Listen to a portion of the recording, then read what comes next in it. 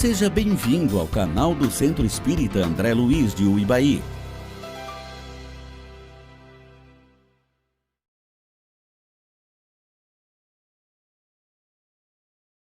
Pronto, iniciamos aqui. Boa noite a todos, presencial e virtual. O tema da palestra de hoje é Reflexões Espíritas sobre o Medo de Amar. De início, por que eu pensei nesse tema? Falar do medo de amar é algo muito desafiador. Primeiro eu queria falar sobre o amor. Eu falei, gente, mas o amor é algo tão amplo. É a relação das mães com seus filhos, é o amor de namorado, é o amor de amigos. É um tema tão amplo que eu fiquei meio que perdido. Aí eu falei assim, eu vou falar um pouco sobre esse medo de amar, que é um dos capítulos do livro de Joana de Ângeles, que é psicografado pelo médium Divaldo Pereira Franco. Então a referência é o livro Amor Imbatível Amor. É um livro de Joana de Ângeles, psicografado pelo médium Divaldo Franco, e aí o capítulo 5 vai falar justamente desse medo de amar. Por que a gente tem medo de amar? O que é que nos direciona a esse medo? O que é que nos condiciona a vivenciar o amor e muitas vezes a não se abrir para esse amor, não se permitir ser amado, não se permitir amar o outro? É um desafio. O amor em si, ele é um desafio. É um desafio para quem ama e é um desafio também se permitir ser amado. E aí, de início, Joana ela vai trazer essas reflexões, essas considerações sobre o conceito de amor. Mas o que é o amor? Porque a gente sabe que a filosofia tem um conceito, a literatura tem outro, cada corrente filosófica vai ter um. E o que é o amor para o Espiritismo? Para Joana especificamente. Joana vai trazer que o amor ele é um mecanismo de libertação do ser. É um mecanismo que nos liberta, muitas vezes, dessas amarras que a gente tem na nossa vida. É como se fosse uma máscara que a gente vai tendo na nossa vida. E o amor vem justamente quebrar isso. Ela vai dizer que ele vai, mediante o qual todos os revestimentos da aparência cedem lugar ao si mesmo. Esse si mesmo é o nosso eu verdadeiro. É aquele eu que está dentro da gente, que muitas vezes a gente não permite ser acessado. E o amor é o que nos coloca em contato com esse íntimo nosso, quebrando essas aparências, esse simulacro que a gente insiste em permanecer. E aí Joana ainda vai falar mais sobre despido dos atavios físicos e mentais sobre os quais o ego se esconde. E aí é que está também uma outra questão. Porque quando a gente fala de amor, quando a gente fala dessas aparências, a gente fala de um egoísmo também. A gente fala de um orgulho que a gente muitas vezes coloca na nossa frente que nos impede de amar. Então é o orgulho, porque eu não quero me mostrar vulnerável para o outro. Eu não posso me mostrar vulnerável, eu não posso mostrar as minhas fraquezas, e o ato de amar convida a isso. Convida a uma intimidade com esse outro. E a intimidade exige que a gente se mostre como a gente realmente é. Não é isso, gente? Para a gente poder estabelecer um vínculo de confiança, a gente não precisa estar em contato com esse outro se mostra para a gente vai nos mostrar para o outro também. E aí Joana ainda vai complementar que esse amor, ele não vem de uma tentativa de correspondência. Porque a gente quer muito a reciprocidade no amor. Eu te amo se você me amar. A ideia que a gente tem é muito comercializada. O amor, ele está sendo comercializado. Eu amo você se você me amar, eu lhe respeito se você me respeitar. É muito olho por olho, dente por dente. A gente não se coloca no ato de amar sem esperar ser correspondido. A gente sempre quer amar esperando algo em troca, de preferência esse amor. E a ideia que ela vem trazer é que existem algumas formas que esse amor profundo ele se manifesta. E uma delas é esse respeito e carinho pelo indivíduo, pelo outro ser humano, por esse espírito que está em evolução, que está aqui com a gente reencarnado, que muitas vezes a gente tem débitos passados com ele. Outras reencarnações passadas e anteriores, a gente vem trazendo registrado no nosso subconsciente isso. E Joana fala que é um desafio mesmo. A gente reconhecer esse outro ali na nossa vida, a gente reconhecer que esse outro, muitas vezes inconsciente, a gente tem esses registros, que esse outro pode ter nos feito algum mal e amar ele. É um desafio. Por isso que ela também traz uma outra forma de amor, que é por uma obra de arte, que é esse amor não correspondido. É a pessoa que faz uma arte que não espera algo em troca. porque a arte também pode ser comercializada, mas é uma forma de manifestar esse amor a partir da obra de arte que você faz, que você constrói, que você não espera algo em troca, só pelo ato de fazer. Uma outra forma de amor é pela natureza. E a gente vê hoje que a nossa natureza está sendo aí totalmente devastada, desmatada. E como que esse amor pode se manifestar? Quando a gente faz algo pela natureza, esperando algo em troca, muitas vezes tem um prejuízo muito grande. Porque a gente faz algo, o agronegócio, por exemplo, é um exemplo disso. Então você vai ali, destrói a natureza, tem algo em troca. Mas a natureza por si só é a nossa morada, a gente está se destruindo também. Não é só a natureza, as plantas, o universo com a poluição, com tudo isso. A gente está destruindo a nós mesmos. Porque eu acho que a gente ainda não pensa nisso. Mas a gente vai desencarnar e vai reencarnar aqui novamente. E a gente vai receber esse planeta de acordo com o que a gente deixa. E é interessante a gente pensar que futuramente a gente vai receber isso. Então o que a gente pode fazer para melhorar também? Né? Essa natureza que a gente está convivendo, esse lugar que a gente está vivendo. E também existe o amor profundo por um ideal, por uma causa, aquilo que eu defendo, aquilo que eu quero, que eu vou defender pelo ato de defender, porque eu acredito, porque é certeza para mim. E não porque eu quero que o outro concorda, porque seja algo que o outro vai estar ali também achando verdadeiro, mas eu defendo porque eu acredito nisso. Eu defendo e eu amo aquela causa e eu vou buscar isso para mim e pela causa também. E aí ela vai trazer também outra forma de amar, que é pela conquista de alguma coisa superior ou transcendente.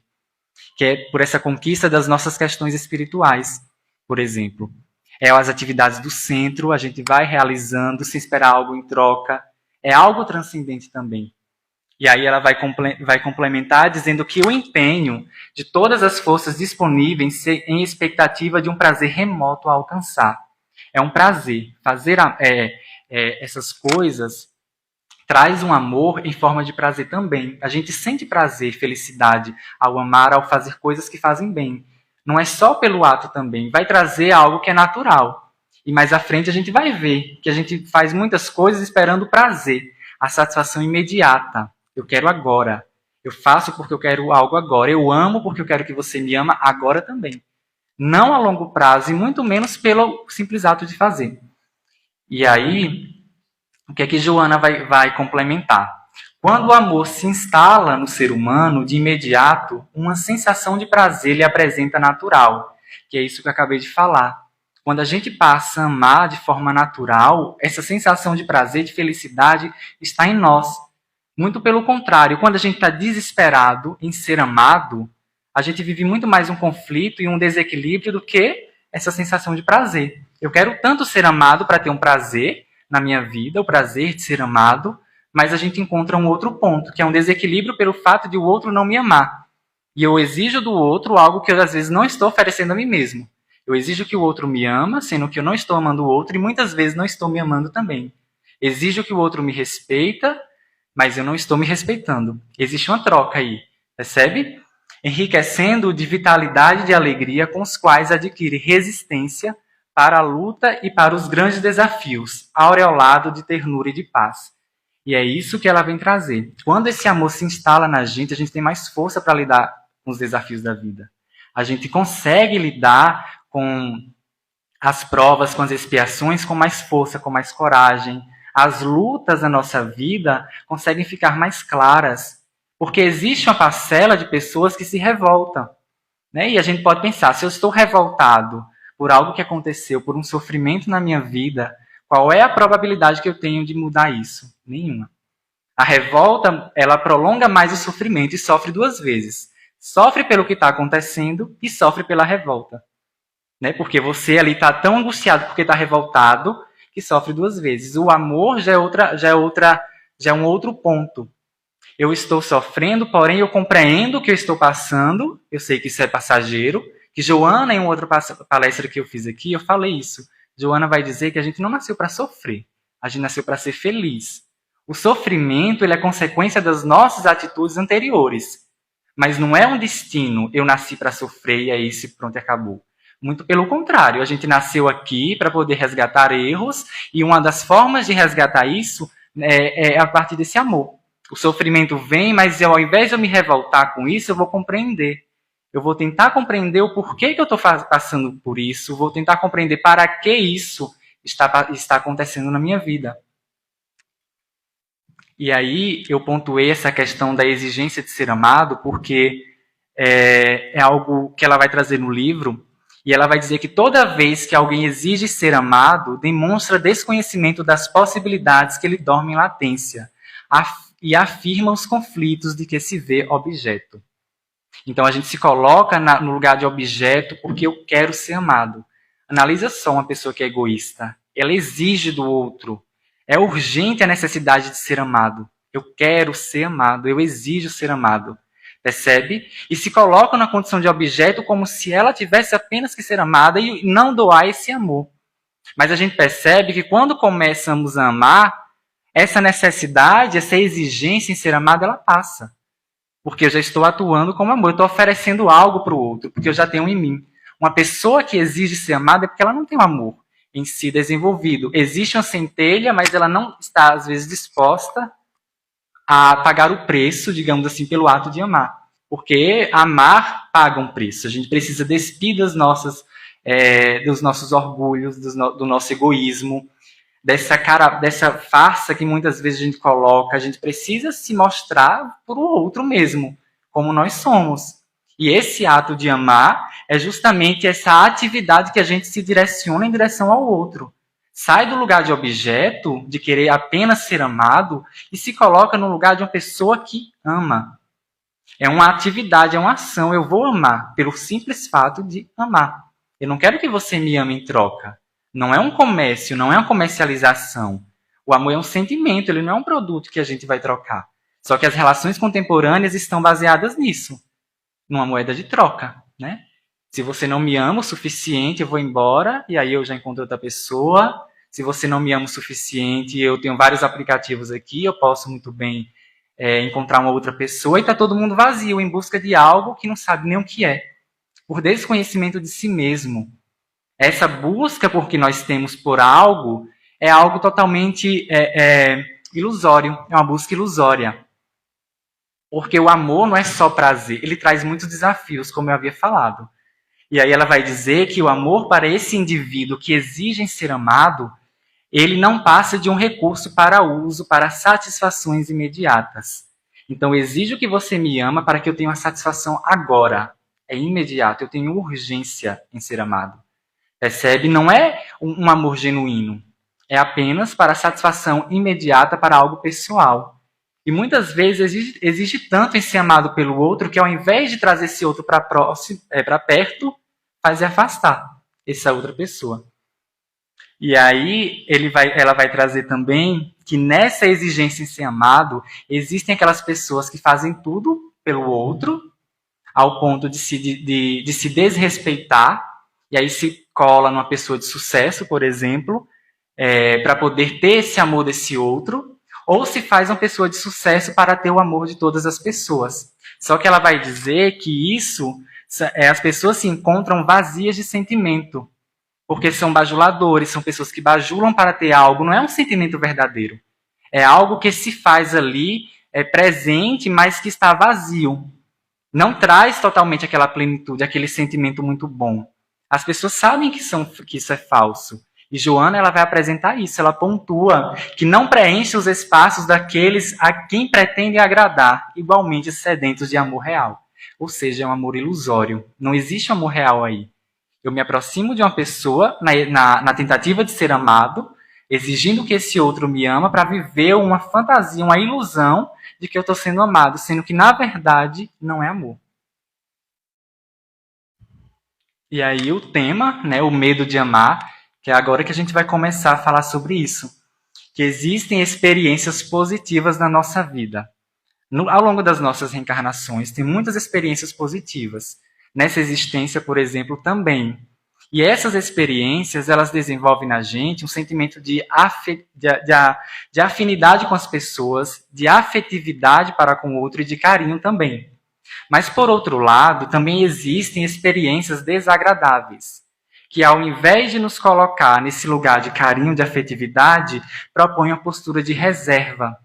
As experiências desagradáveis, os sofrimentos da vida, muitas vezes colocam as pessoas sob uma proteção, sob uma casca, muitas vezes grossa, que é difícil de ser quebrada, por conta da quantidade de sofrimento que já passou. E que essa pessoa, além de se colocar num lugar de reserva, ela se faz cautelosa, muito cuidadosa no ato da entrega, no ato de amar, vai colocando ali muito devagarzinho, vai se aproximando, desconfiada. E aí, o que é que ela vai falar? Que essas experiências se apresentam como negativas na vida dessa pessoa. É algo negativo. Justamente porque coloca essa proteção, a pessoa não se abre para o outro, e essas experiências podem ter sido, por exemplo, de relacionamentos passados também. Então, teve um relacionamento que não foi legal, que causou muito sofrimento, e a dificuldade em confiar em outra pessoa é muito grande, ao ponto de não se abrir para essa pessoa, de não contar suas fraquezas, sua vulnerabilidade, porque tem medo também do outro se aproveitar disso.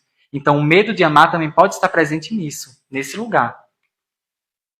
E aí ela vem trazer algumas causas para esse medo de amar, né?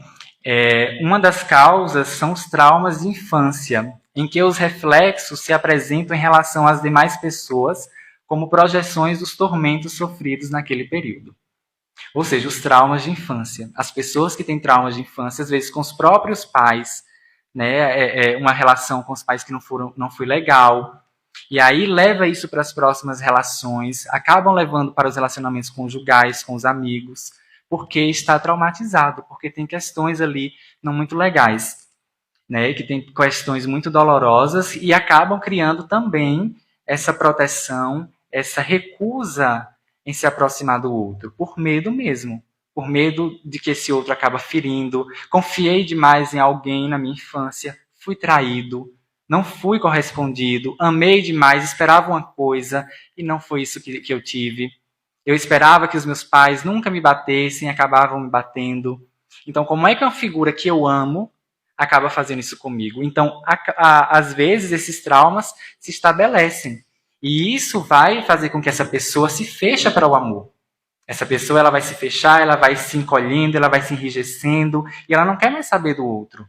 Ela vive no seu próprio mundo, mas não é por egoísmo puro, é por medo mesmo, um medo legítimo. E aí tem a insatisfação pessoal. Né? Às vezes a pessoa é insatisfeita com a vida, com os relacionamentos, insatisfeita com as pessoas, acaba não se aproximando porque quer tudo do seu jeito. Eu quero tudo do meu jeito, então o outro não faz igual eu quero, da forma que eu quero. Então as pessoas às vezes acabam se afastando também por causa disso. É tão insatisfeita com as coisas pessoais que acaba tendo um comportamento derivado de uma imaturidade psicológica mesmo. São aquelas pessoas que já têm 30, 40 anos, por exemplo, mas o espírito não acompanha essa idade cronológica, né, da nossa vida, do corpo físico. Às vezes, o espírito ele pode estar reencarnado num corpo ali de uma pessoa de 30 anos, mas a sua existência no universo é muito recente. O espírito é muito infantil. Então, a manifestação desse espírito num corpo de adulto também vai ser infantil, por conta disso. E aí ela vai trazer essas reminiscências de sofrimento, que é justamente esses passados que acabam nos trazendo esses reflexos, essas dores que vão se atualizando com relação ao outro. São esses relacionamentos, muitas vezes abusivos, as mulheres em relacionamentos abusivos, quando vivenciam a outra relação com outra pessoa, acaba se tornando, ou não se permitindo amar, porque confiou demais em outra pessoa. E aí também esse medo de amar pode ser derivado de reencarnações passadas. Por exemplo, pessoas que em reencarnações passadas amaram demais, esperaram demais e confiaram demais no outro e acabaram sendo frustradas. Aí nessa existência já tem essa dificuldade. Então a gente percebe que Joana ela vai trazer vários motivos para esse medo de amar. Não é algo concreto, fechado. Existem várias formas, várias possibilidades que levam essas pessoas a terem medo de amar. Mas uma das que a gente pode observar que está sempre aí é a questão da entrega, da vulnerabilidade. De se mostrar que está presente em todos esses aí. Com relação à imaturidade psicológica, às questões de vida passada, aos traumas de infância, tudo isso gera um medo dessa entrega, de confiar no outro. E o que a gente pode fazer? Primeiro, ela vai trazer uma ideia de que existe uma insegurança emocional da nossa parte, que é o resultado que vem como resposta a esse medo de amar, ou que traz essa resposta no medo de amar. Então, uma das formas é a gente se fortalecer mesmo. Se fortalecer enquanto pessoa e enquanto espírito. Quais são as minhas fortalezas? O que é que eu tenho de bom? Né? Porque a gente muitas vezes olha tanto para as questões ruins da nossa vida que acaba esquecendo de olhar o que tem de bom. Então, é apenas o medo de amar? Sim, beleza. Mas eu só tenho isso na minha vida, o que é que eu tenho mais ali? Porque a gente investigar mesmo os motivos. Por que eu não estou conseguindo amar essa pessoa? Será que é realmente por conta minha? Ou o outro também não me dá motivos para isso? Que a gente não pode desconsiderar que existe a outra pessoa também. Uma relação a dois é uma via de mão dupla mesmo. Né? A gente precisa olhar para o outro e analisar se esse outro também está ali do nosso lado, se realmente está legal, se ele realmente é uma pessoa bacana, ou se não. Porque às vezes a gente acha que o problema está em nós, mas não está. Né? O medo de amar, por exemplo, ele pode ser uma projeção que o outro faz para com a gente. E Joana deixa isso claro. Né? E aí, uma das pontuações que ela faz é essa questão da carência. A carência afetiva. Porque todos nós aqui, quando a gente está nesse ato de amar, existe uma necessidade natural de a gente se aproximar das pessoas. Eu amo uma pessoa, então eu quero me aproximar, eu quero estar perto. Só que ela vai dizer que quando isso apresenta na carência, existe uma necessidade muito tormentosa. A pessoa fica desequilibrada, querendo ter essa pessoa o tempo todo. Então eu quero porque eu quero que esteja perto. Então quer ter essa pessoa o tempo todo ao seu lado, quer estar o tempo todo ali com o outro, quer saber da vida, quer saber o que está fazendo, de uma forma exagerada, às vezes sufocando essa outra pessoa. Sem deixar ela viver a vida dela, sem deixar ela viver, cuidar da sua própria vida. E aí, quando a gente fica tão focado no outro, a gente esquece de olhar para a gente. A gente esquece de olhar para as nossas questões, para as nossas fragilidades morais, porque o ato de estar indo atrás demais do outro, de uma forma muito exacerbada, revela uma fragilidade moral, que é a carência. Né? O estar carente traz sofrimento para a pessoa, deixa ela em tormento mesmo. E aí você deixa de expressar o amor real para tornar-se objeto de prazer imediato e consumidor. Então você deixa de vivenciar esse amor real, o amor verdadeiro, para poder vivenciar apenas o lugar de objeto. Porque, como eu falei anteriormente, o amor ele é uma ação. É o ato de agir, é o ato de amar, é o ato de estar em contato com o outro, de eu decidir amar. Independentemente se o outro vai corresponder ou não. Porque a gente também tem uma ideia de amor muito romântico e equivocado. Que o amor, para você amar, você precisa estar junto com o outro, né? Em relacionamento conjugal. Mas você pode amar essa pessoa, mas se ela lhe faz mal, você não precisa estar com ela. Percebe? Porque aí, antes da gente amar o outro, a gente precisa se amar e se reconhecer e se respeitar. Se eu estou me colocando em um lugar muito delicado, muito sofredor, porque eu acredito, eu tenho uma crença de que se eu amar eu tenho que ficar ali, aí você está realmente se colocando num barco furado, né? Num beco sem saída, porque não é assim que funciona. Né? O ato de amar Jesus, por exemplo, Jesus amou a todos. Estava presente em todos os momentos e a humanidade crucificou Jesus. Né? Entende? Mas ele também se amava, ele se reconhecia como ele realmente era. Ele sabia que cada um de nós tínhamos o nosso tempo para poder alcançar uma evolução. Ele não cobrava da gente. Me ame, me respeita. E olha só Jesus, o nível de elevação espiritual que Jesus tinha. Para exigir do outro para exigir do outro reconhecimento e amor, né? Mas ele não fez isso. E a gente, por muitas vezes não oferecer isso para nós mesmos, a gente quer que o outro faça isso. A gente quer que o outro esteja nesse lugar de sempre me amar, de sempre me respeitar, e eu não estou oferecendo isso para mim mesmo. E aí ela vai trazer uma ideia, de um amor incondicional, que é de um amor condicional, que é um amor dependente, que emana da necessidade de ter posse da outra pessoa. Então é um amor que vem com a posse. Eu quero que você faça isso, eu só lhe amo se você fazer isso por mim. Percebe? O amor incondicional é o amor materno, né? A gente vê muito isso.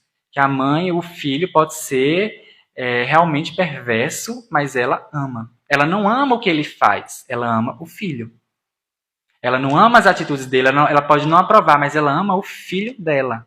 A pessoa, o ser humano que ele é ali, que ela sabe, reconhece muitas vezes que ele também tem um lado bom. Que a mãe cria.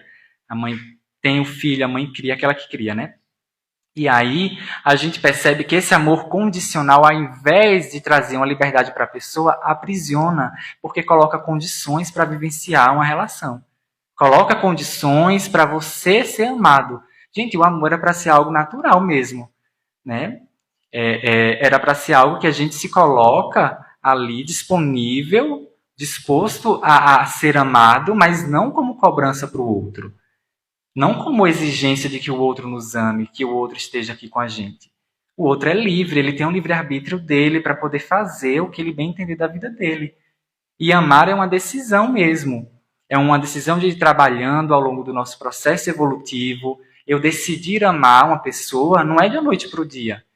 É ao longo de várias reencarnações. E a gente precisa desse contato com o outro e a gente precisa também se observando na nossa vida o porquê que a gente muitas vezes não consegue se conectar com as pessoas. Né? Porque pode ser algo relacionado a isso. E aí ela vai dizer que quando não existe essa liberdade, o significado do eu o amo o transforma na exigência de você me deve amar. Então, eu o amo, mas você me deve amar, porque é um amor condicional, existe uma troca. Impondo uma resposta de sentimento inexistente no outro. Se o outro deve amar, é porque ele não ama. Você exige que o outro ama, mas ele não ama. Porque não tem esse sentimento nele. Então a gente muitas vezes se coloca ali se rebaixando atrás do outro para nos amar e o outro não nos ama. A gente quer vivenciar mesmo uma ilusão. Vivenciar um amor que não existe, ao invés de procurar algo que nos coloque no amor mais real, no amor mais próximo, no amor mais genuíno, mais profundo, como eu falei anteriormente. E aí, para a gente poder analisar também, ela vem trazer outras questões relacionadas a esse medo de amar. Né, que ela vai dizer que também tem origem no receio de não merecer ser amado. Então, existem pessoas que têm medo de amar e também têm receio, e também tem essa sensação de não merecer ser amado. Eu não mereço ser amado. E ela vai dizer que o que constitui um complexo de inferioridade. É o que eu falei. Uma pessoa que acha que não merece ser amada, a outra pessoa pode amar ela, pode dar todas as demonstrações de amor. Não vai ser suficiente, porque ela não reconhece que ela merece ser amada. Se uma pessoa não se ama, a outra pessoa pode dar 1000 declarações também de amor. Ela não vai estar satisfeita, ela não vai acreditar, vai desconfiar, porque ela não se ama e acha que não merece ser amada. E aí, Joana vem trazer como se fosse uma solução para isso, né? Porque também existem pessoas que têm esse medo de amar pelo receio de ter um compromisso sério com a outra pessoa. Porque o amor exige isso também. Em alguns momentos você vai ali estar em contato com o outro e precisa de um compromisso, de uma responsabilidade, de estar com o outro. Existe um diálogo, uma conversa e tudo mais, e isso é sério. Né? E tem pessoas que fogem do compromisso sério e aí traz esse medo de amar, e ela vai trazer como solução uma aproximação, uma afetividade relacionada à amizade. Então vamos lá, vamos ser amigos, e aí decorrendo disso surge um amor pleno. Há um amor mais profundo, um amor mais genuíno, a partir desse lugar que eu coloco o outro e me coloco de um amor mais amigável, fraterno. Né? E a ideia justamente seria essa, porque a gente confunde muito amor com paixão, né? Primeiro vem a paixão em muitos casos, depois vem o amor. Outras vezes, quando se é amigo, primeiro vem o amor, e aí depois desperta o interesse, e aí vem a paixão. E depois o amor continua, ou não. Não existe garantias. E o medo de amar também vem justamente por isso, porque não há garantias. Se eu espero muito do outro, se eu espero e exijo do outro aquilo que eu estou doando, se eu estou doando o amor esperando que o outro me ama, não há garantias que esse outro vai me amar. Então, quanto menos expectativas a gente coloca relacionada ao amor do outro, mais feliz a gente vive. Porque a gente está preocupado em amar, não em ser amado. percebe? E o amor é um caminho de incertezas. Não existe certeza com relação ao outro. A gente pode ter certezas com uma vírgula com relação às nossas atitudes, porque nós estamos em evolução, a gente está aí para poder evoluir, para poder nos colocar na vida e movimentar para resolver as nossas questões espirituais. E a gente pode, às vezes, deslizar. Se nem relacionado às nossas próprias atitudes, a gente pode ter muitas vezes certeza que dirá relacionada do outro. E Joana vem trazer... Eu não sei se vocês perceberam, no início eu coloquei um coração acorrentado, com um cadeado fechado, e aí nesse slide final eu coloquei um coração com cadeado aberto. É como se... E essa frase de Joana, ela vem trazer justamente esse pensamento de que sempre haverá alguém que esteja disposto a expandir o seu sentimento de amor, sintonizando com os outros, também portadores de necessidades afetivas. O outro também é portador de necessidades afetivas, não somos apenas nós. Né? E aí existem pessoas que também estão dispostas a amar. E a gente precisa entrar nesse meio também de estar disposto a amar o outro. É indispensável, portanto, superar o conflito do medo de amar, iniciando-se no esforço de afeiçoar-se a outrem, não gerando dependência e nem impondo condições. Então, uma das maneiras da gente superar esse conflito, que é o medo de amar, é não gerar condições e nem dependência relacionada ao outro. A gente primeiro conquista nós mesmos, né? A gente primeiro se ama, se respeita, para depois buscar isso no outro. Porque eu preciso oferecer ao outro aquilo que eu já tenho em mim. Senão vai ficar dois vazios ali, um querendo oferecer nada, né? Porque não tem nada. E aí a ideia é que a gente primeiro se trabalhe, né? E a gente se trabalha como? Eu vou me afastar do outro para que eu possa trabalhar essas questões? Não. É com o outro mesmo que a gente precisa fazer isso. É na relação ali com o outro que a gente vai se percebendo, vai se observando e vai resolvendo esses conflitos que existem. E finalizei já, gente, viu? Aí, para finalizar, eu vou colocar uma música de Flávia Venceslau, que é Quem Souber. Ela vai falar dos trechos da música que não deixe de amar se ninguém viu. Viu? Aí vocês prestem atenção, eu acho bem interessante essa música. Na verdade, Flávia Venceslau é uma das cantoras que eu acho das maravilhosas, assim. Eu sempre trago a música dela porque são muito reflexivas e cabe, assim, em vários temas. Né? E aí eu vou...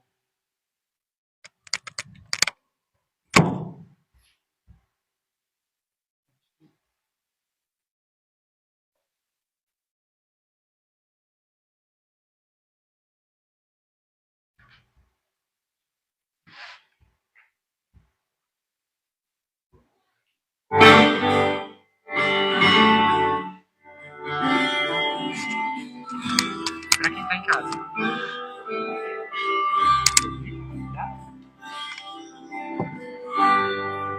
Quando tudo que você tiver por um coração cansado e só, quando a voz do tempo lhe disser toda estrada tem coisas só. Quando tudo que você puder for chorar sem saber como se despedir de passados tão bonitos que precisam ficar, pois o tempo não se exige sem ir. Quando o frio me coberta e calado que com que quando não mais importa ter razão, e a verdade é só de quem souber.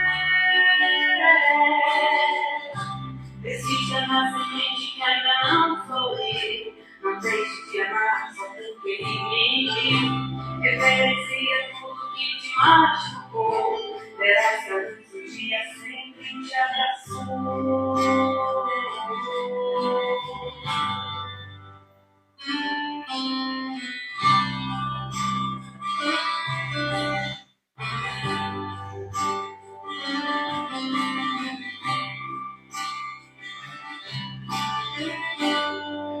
Quando tudo que você tiver por um coração cansado e só, quando a voz do vento lhe disser toda estrada tem poeira e pó, quando tudo que você puder for chorar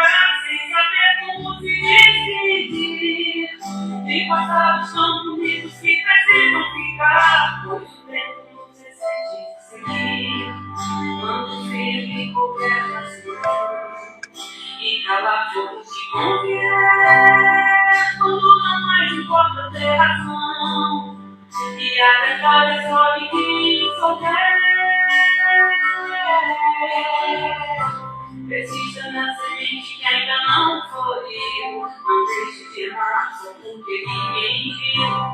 Reverencia tudo que te machucou. Verás que a luz do dia sempre te cercou.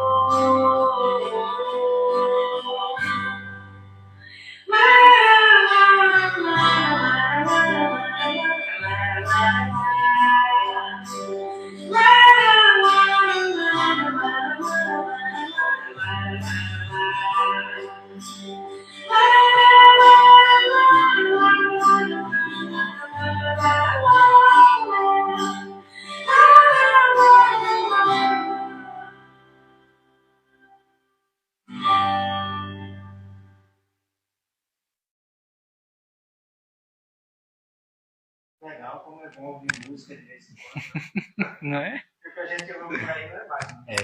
A gente tem um desafio com relação a essa questão musical que... Essa música é linda, tem harmonia feita. Sim. Então, como Flávia acabou de falar aqui na música, eu não sei se a galera aí de casa viu, ela fala, não deixe de amar só porque ninguém viu. Então a gente precisa ir trabalhando esse amor em nós mesmos. Apesar de que o outro não reconheça, de que o outro não veja, de que o outro não esteja ali atento ao nosso amor, que a gente ame. Né? Que a gente ame por nós, pela humanidade. A gente está aqui justamente para isso. Além da gente trabalhar as nossas questões espirituais, a gente está aqui para amar. Né? A passos lentos que a gente vai começando a despir desse orgulho, desse egoísmo, dessas nossas fragilidades, da nossa dificuldade, dos nossos medos. Na nossa vida, é a passos lentos mesmo, não é uma coisa assim imediata. Não são prazeres imediatos, não são coisas que a gente faz hoje e vai ter o resultado amanhã. Não, a gente está aqui há muitas encarnações. Não é apenas essa, existiram várias outras que antecederam essa nossa existência.